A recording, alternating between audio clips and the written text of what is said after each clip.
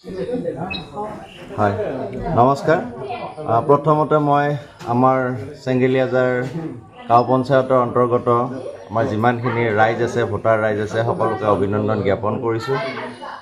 যোৱাকালি হৈ যোৱা আমাৰ পঞ্চায়ত নিৰ্বাচনৰ ফলাফলত মোক যে 1533টা ভোটত তেওঁলোকে জয়লাভ কৰিবৰ কাৰণে মোক সহায় কৰিলে, আগবঢ়াই দিলে, আশীৰ্বাদ কৰিলে, তাৰ বাবে মই তেওঁলোকৰ আগত চিৰকৃতজ্ঞ হৈ ৰ'ম। মোক যেনেকৈ আমাৰ চেঙ্গেলিয়াজাৰ গাঁওবাসীয়ে সহায় কৰিলে, মোক আগবাঢ়ি যাবৰ কাৰণে প্ৰেৰণা দিলে, মই চিৰকৃতজ্ঞ হৈ ৰৈছোঁ। আৰু লগতে আমাৰ যিখিনি যুৱ বন্ধুৱে মোৰ লগত অহৰ্নিশে থাকি দিনে নিশাই নিৰ্বাচনী প্ৰচাৰ সভা প্ৰচাৰ অনুষ্ঠানকে ধৰি মোক যিমানখিনি সহায় কৰিছে তেওঁলোকক মই ধন্যবাদ জ্ঞাপন কৰিছোঁ।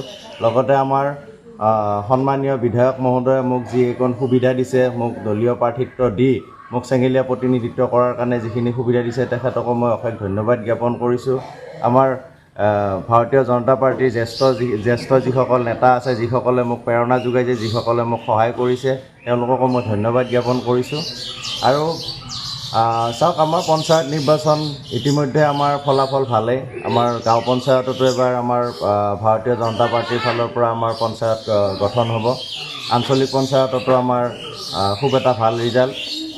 জিলা পৰিষদো আমাৰ ভাল। দৰং ডিষ্ট্ৰিক্টৰ 4টা জিলা পৰিষদে ইতিমধ্যে আমাৰ ইতিমধ্যে বিনা প্ৰতিদ্বন্দ্বিতাই জয় হৈ গৈছে। আগতে মই 1533টা ভোটত মই জয়লাভ কৰিবলৈ সক্ষম হৈছোঁ। বিৰোধী কোন আছিল বাৰু?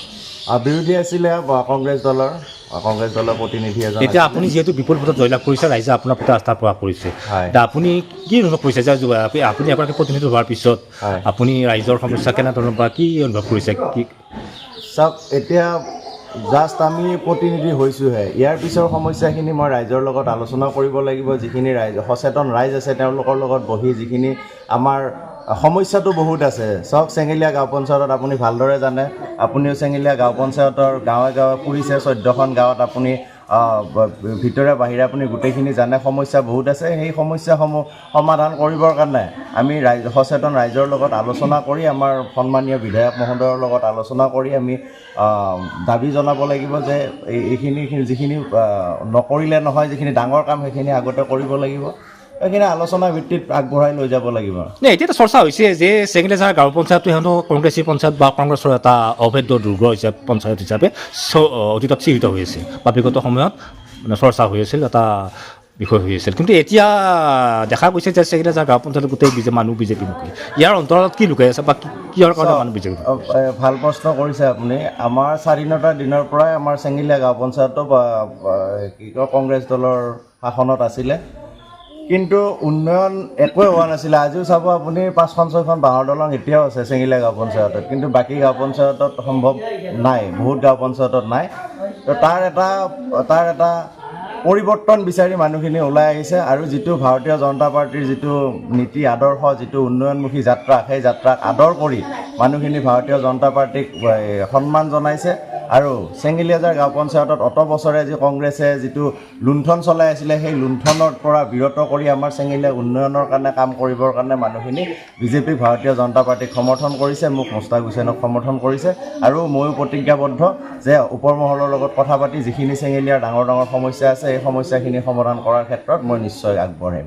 আপুনি নিশ্চিত নে যে আপোনাৰ যি পঞ্চায়তত যিখিনি সমস্যা আছে সেইখিনি সমাধান কৰিব পাৰিম বুলি?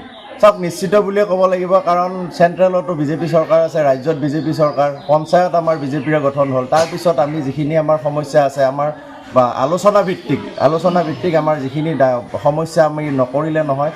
একেবাৰেতো গোটেইখিনি সমস্যা সমাধান হৈ যাব তেনেকুৱা কোনো কথা নহয়। আজি ইমান 70 বছৰে গোটেই সমস্যা সমাধান হোৱা নাই, আৰু এবছৰত বা দুবছৰত কৰি দিয়াটো সম্ভৱ নহয়।